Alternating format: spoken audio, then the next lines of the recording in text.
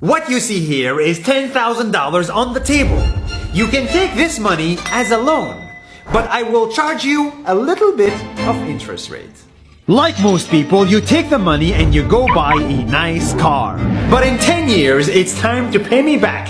And because of interest rates, now you owe me $20,000 and not 10. You will say, I don't have money to give you.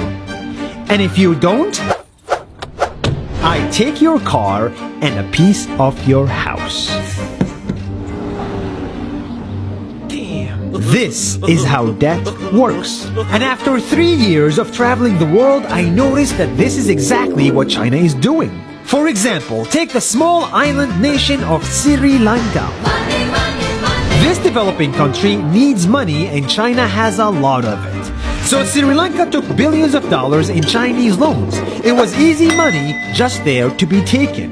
And with that, they built skyscrapers, highways, airports, and shipping ports. The country grew and prospered. But few years later, this easy money came with interest rates, and Sri Lanka was so much in debt that it couldn't pay back China its money. And the only way out was to give China control of what they had built.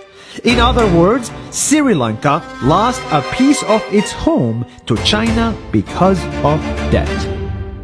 This is the Chinese money trap. And it's a real thing I saw all over the world. In Papua New Guinea, I saw $2 billion in loans given by the Chinese to build skyscrapers, infrastructures, and ports. But there is no way this remote developing country can pay it back or its interest rate, and the only way out is to give China control of the country.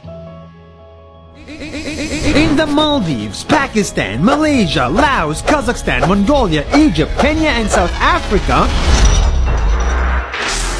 the same thing is happening, and many countries are struggling to pay back Chinese loans. If you look closely, all these infrastructure projects like highways, ports, and bridges connect to China through the sea or through the land to form something far bigger, far more powerful than just a bridge.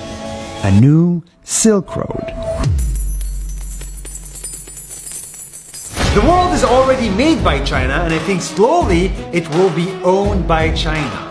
Don't get me wrong, building bridges, ports, highways, and airports is a great thing for the people and the country, but they come at a very high cost. And when these countries can't pay back the loans, these countries will lose their homes. One thing my parents had taught me is that there's no such thing as a free lunch or a free ride.